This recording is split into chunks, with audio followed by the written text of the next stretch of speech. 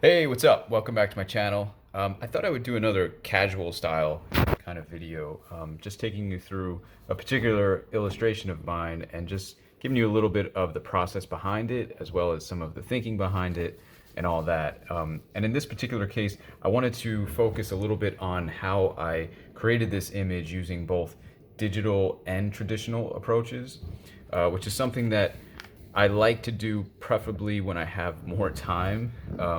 The great thing about working digital completely from start to finish is that it works really well when you're on deadline because it cuts out a lot of the unnecessary time of scanning and cleaning up and ink drawing, and it really helps with revisions as well.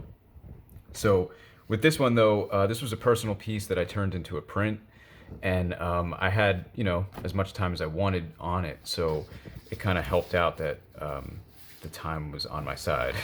So yeah, pretty much what I did was I sketched the whole thing out. Here's a printout of the sketch. I did the whole sketch digitally, and then which allowed me to move things around, play with the composition in a way that it would just be a little bit harder to do if I were sketching it out traditionally. So I like that aspect of working digitally.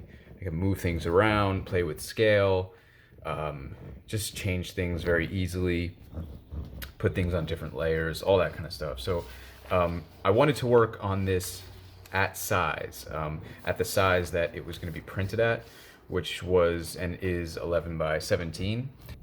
So I printed it out in pieces and just taped it together. And then I light boxed it. I did a pencil drawing on top of that, and when once the pencil drawing was complete, then I inked it. And these are the original inks. This is on Bristol board paper. On this one, this feels like a smooth Bristol board that I used, and this was a mix of pen and brush. So, but it was a little more focused on pen in this one. So I kind of go back and forth. Sometimes I like to use the brush for the majority of the illustration. Other times I like to focus more on pen lines, but most of the time I'm always blending the two together. So some of the more like darker textured areas, the hair, that was done with brush, and then more of the finer lines was done with pen. The hatching, the texture of the structure that they're sitting on. All that was done with pen, and sometimes I guess it just kind of depends on the mood that I'm in, but sometimes I could really get into pen inking as well. And these, by the way, were done with mechanical pens. I'll link it below, the pens that I use, but this wasn't done with like a pen nib or anything like that. I just feel like I have more control with mechanical pens, technical pens, whatever they're called.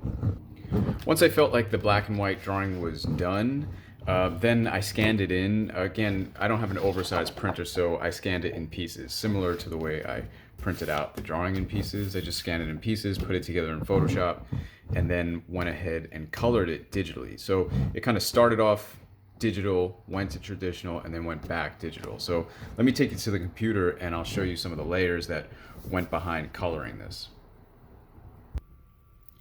Okay, so here we are in Photoshop. This is just my camera recording the actual screen. Sorry about that. Hopefully the quality's not too terrible. So yeah, this is the final colored print. This is what it looks like. I'll show you at the end. I'll show you what it looks like actually printed out on paper. But yeah, this is what it looks like. So a lot of layers went into coloring this whole thing. When I'm working in Photoshop, I usually use a lot of layers, and I should be more, you'll see here, I name them, but I should be more organized with them. But there's quite a few layers that went into the whole thing, but I'll take them off and kind of show you how it all starts, the process. All right, so let's see, this was the scan of the drawing. And then pretty much I just built on top of it. I don't know the exact order. I probably started with the people and then started to add in some of the bigger elements. And it's a lot of fun with Photoshop with coloring, because coloring for me is a real like trial and error kind of process. I don't necessarily feel as comfortable as I do when I'm just inking. Inking, I feel like I could really play around, and I always know where I'm going. But with coloring, it's a little bit of a guessing game. I'm still trying to hone in on my coloring skills and understand color theory better. But Photoshop coloring digitally, it helps me to kind of play around that way and experiment without, I could pretty much make a lot of mistakes and change them easily. So that's one of the benefits of coloring digitally, especially for me. So that's pretty much a look at some of the layers that went into it. Again, I don't think that was the exact order that I started everything in. I kind of jump around quite a bit. And while I'm coloring, I'm kind of thinking of the mood, thinking of what I'm going for. This I wanted to have this composition and this print be a little bit of a like a designy, graphic kind of composition. I really like this like silhouetted structure here. In the ink drawing, if you remember, let's see, I could take that out.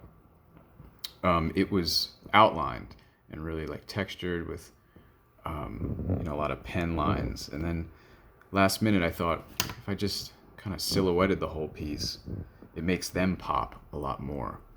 And it frames them really nicely, especially like right here, which is the focal point. It's really nice. So I kind of like the way these elements feel like comic book panels in a way, breaking it up. And then there's a lot of just like useful empty space on the bottom. So most of the composition is like the top like 75% of the piece. So yeah, this is a print at 11 by 17. So it's a long composition, but I really enjoyed playing with it. Kind of felt like a comic book cover in that way. And then here's a look at what it looks like on actual paper. This is the actual print.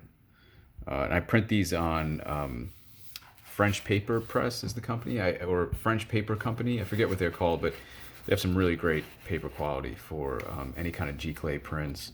That's what this is, a digital print.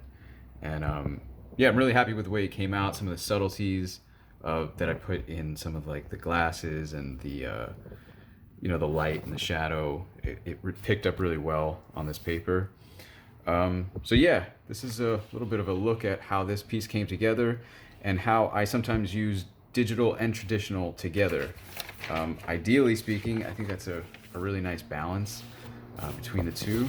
Let me get that black and white piece here actually. So yeah, if you have any questions about this process or comments or anything like that, leave those down below. I would love to I'd love to talk with you about any of this stuff or any questions you might have. So thanks again for watching, and I'll see you in the next video. Take care.